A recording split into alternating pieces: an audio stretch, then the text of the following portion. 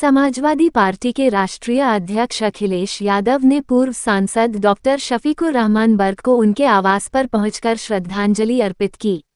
उत्तर प्रदेश के संभल लोकसभा क्षेत्र से देश के सबसे उम्रदराज सांसद डॉक्टर शफीकुर रहमान बर्क का कुछ दिन पूर्व बीमारी के कारण अस्पताल में इलाज के दौरान निधन हो गया था, जिसकी जानकारी होने पर समाजवादी पार्टी के राष्ट्रीय अध्यक्ष और पूर्व मुख्यमंत्री उत्तर प्रदेश अखिलेश यादव आज जनपद संभल पहुंचे और वहां पहुंचकर उन्होंने उनके आवास पर उन्हें श्रद्धांजलि अर्पित की।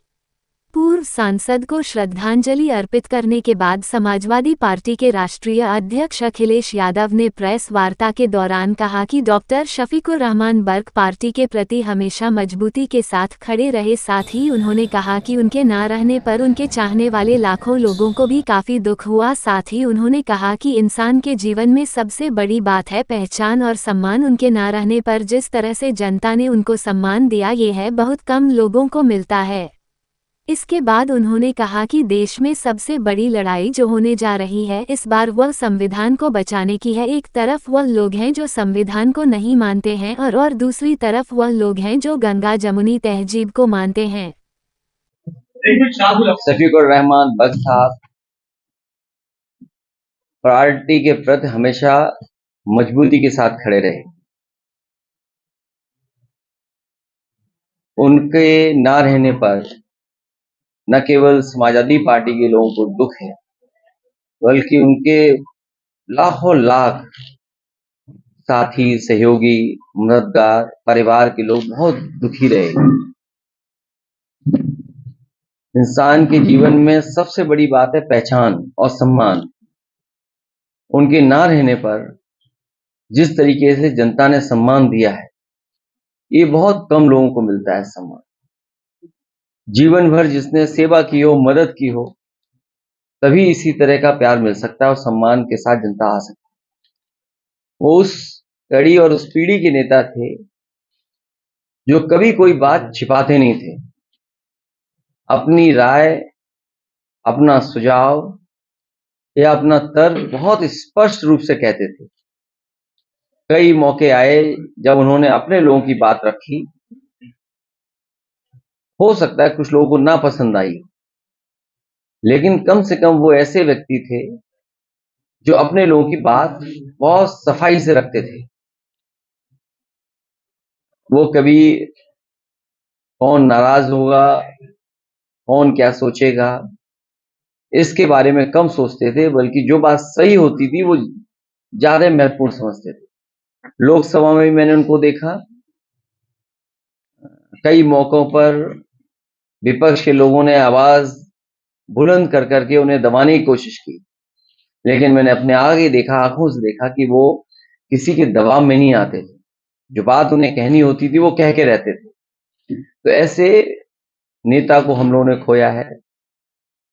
वो अपने जीवन भर मेहनत कर करके बहुत बड़ी राजनीतिक विरासत इस परिवार को देके गए। इस परिवार को एक बहुत बड़ी पहचान देके गए। जहां वो कई बार विधायक रहे, सांसद रहे, कई दलों में रहे हों, आखिरी में समाजवादी पार्टी में भी थे, पहले भी समाजवादी पार्टी में थे और दल में भी होके आए, लेकिन जनता के प्रति और जनता से जुड़ाव हमेशा बना के रखा उन्होंने। हमें उम्मीद है ये परिवार जो राजनीतिक विरासत बर्क साहब देके गए उसको लेकर के जाएंगे, उसको और संभालेंगे और सजोएंगे और इस विरासत को आगे ले जाने का काम करेंगे। पार्टी उनके परिवार के पक्ष में है और आने वाले समय में फैसला भी लेंगे पार्टी। क्या उलेमा ने और जनता ने ऐलान किया है कि ज़ियाउर रहमान बर्क को चुनाव लड़ाया जाए, और उन्होंने एक तरफ मैयत रखी थी, दूसरी तरफ वोट डाल रहे थे। इस वफादारी के बाद क्या उनको ये इनाम मिलेगा? ये आपको नहीं सोचना है, उन्हें और हमें और परिवार के लोगों को सोचना है। अखिलेश जी, एक अहम सवाल, मुसलमानों ने नेताजी पे भरोसा किया, पार्टी पे भी भरोसा किया, समाजवाद पे, और आप पर भी भरोसा किया। आपके लिए मुसलमानों का प्लान ऑफ एक्शन आगे का क्या है? सबसे बड़ी लड़ाई जो इस बार देश में होने जा रही है वो संविधान को बचाने की है। बाबा साहब भीमराव अम्बेडकर जी ने जो संविधान दिया है वो सबको बराबर का हक देता है, बराबर का सम्मान देता है। जिस तरह से कई मौकों पर हम लोगों ने कहा है कि कभी समुद्र मंथन हुआ था, इस बार संविधान मंथन होने जा रहा है।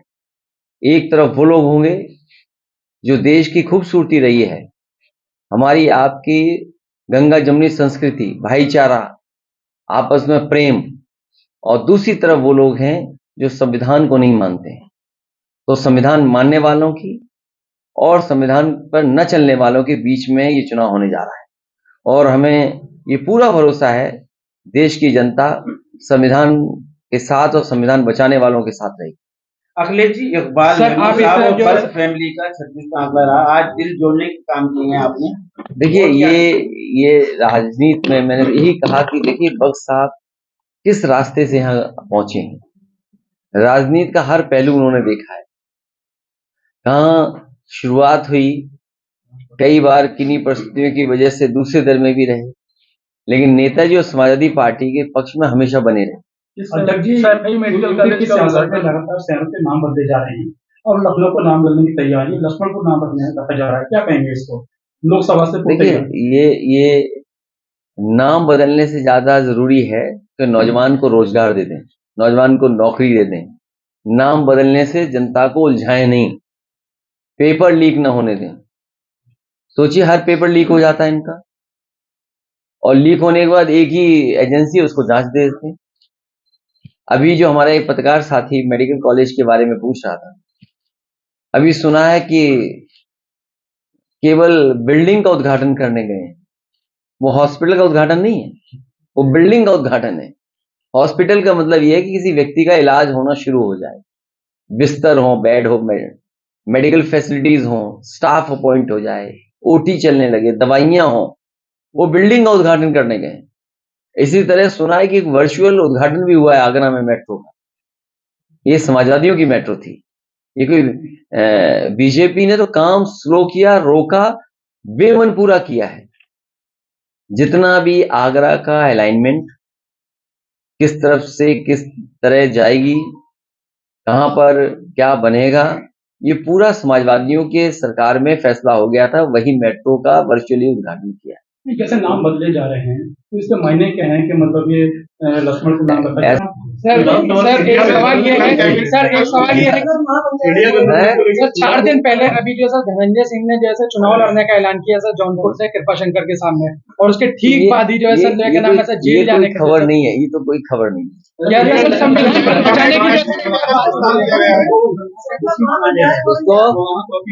दंगों का दोषी माना गया है, कोर्ट ने दोषी माना है। कोर्ट के सवाल पर हम लोग कैसे कोई प्रश्न लगा सकते हैं? महाराष्ट्र में इंडिया अलायंस के द्वारा मीटिंग आप जा रहे हैं वहां पे? देखिए, हमारा काम पूरा हो गया, टिकट बंटवारा हो गया, हमें प्रत्याशी तय करने दो। अभी तुम प्रत्याशी पूछ रहे थे, अब कह रहे तुम वहां चले जाओ। कैसे लोग हो भाई? जो काम हमें करना है वो करने दो, तुम वहां भेज रहे कि जाइए वहां चले जाओ। अभी हमें काम अपना करना है। अगर उन्हें वोट पता लग जाए कि वोट एक और विस्तार से मिल सकते हैं तो एक और विस्तार कर देंगे। ये इतने घबराए हुए लोग हैं कि विस्तार, अगर इन्हें पता लग जाए कि हमारा कोई पत्रकार साथी है, इसके मंत्री बनने से हमारे 2 लोकसभा जीत जाएंगी, तो उस पत्रकार को भी मंत्री बना देंगे। सर बीजेपी का मिशन 4 तो है। तो ये जो बनाया गया विस्तार, ये विस्तार कोई जनता की सेवा के लिए मंत्री नहीं बने, ये जनता को कैसे वोट ले लें, और जनता देख रही है उन्हें। अभी लड़ाई खत्म नहीं हुई है, अभी तो केवल मंत्री बने हैं, अभी विभाग बनना है, फिर विभाग बनने के बाद इन्हें प्रमुख सचिव अपॉइंट कराना है, फिर अपनी मर्जी के जो विभाग मिलेगा उसके जिले जिले में अधिकारी अपॉइंट होने हैं। अरे एक जाल से नहीं निकले ये मामला, ये जो बने भी हैं, शपथ लिए हैं, अभी इनको बड़ी मेहनत करनी पड़ेगी।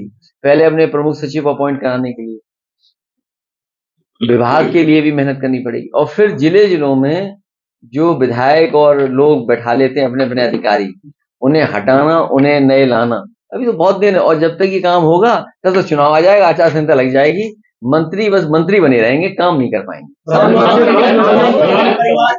अभी बिहार के अंदर नीतीश कुमार को बार बार पार्टी बदलने के लिए कहा जाता है, और यूपी के अंदर कहीं न कहीं अरे छोड़ो ना, देखिए ये जो पलटा पलटी जो चल रही है ना, इससे कोई जनता का भला नहीं हो रहा। सर मोदी जी ने मुद्दा बना लिया परिवार को लेकर के, जो टिप्पणी हुई थी उसको लेकर के। आप परिवार वाले हैं ना, तो आप बीजेपी वोट मत देना। अच्छा सर, दूसरा सवाल ये है क्यों, और क्या है? अरे भाई मैंने कहा कि अगर ये बात सवाल उठा रहे हो, ये भी परिवार है, ये भी परिवार है, हम भी परिवार है, ये सब परिवार है, नहीं परिवार है बताओ, ये भी परिवार है। तो ये बताइए परिवार वालों से वोट लेंगे तो बीजेपी ये तय करे कि परिवार वालों को टिकट नहीं देनी, ये भी तय करे कि जो परिवार वाले हैं उनसे वोट मांगने नहीं जाएंगे। आप परिवार वाले हो कि नहीं हो जी, तो आप परिवार वालों से सवाल मत पूछो। वो कह रहे हैं पूरा देश मेरा परिवार है। तो हमारा नहीं है देश परिवार बताओ। अरे ये बताओ देश हमारा परिवार नहीं है, सबका परिवार है देश। प्रधानमंत्री जी एक अभियान शुरू कर रहे हैं सुझाव पेश करने। अब क्या जरूरत है सुझाव, अब तो जाना है उन्हें। अब ये सुझाव मांगो कि जाए कैसे वो, इसके लोग सुझाव देंगे।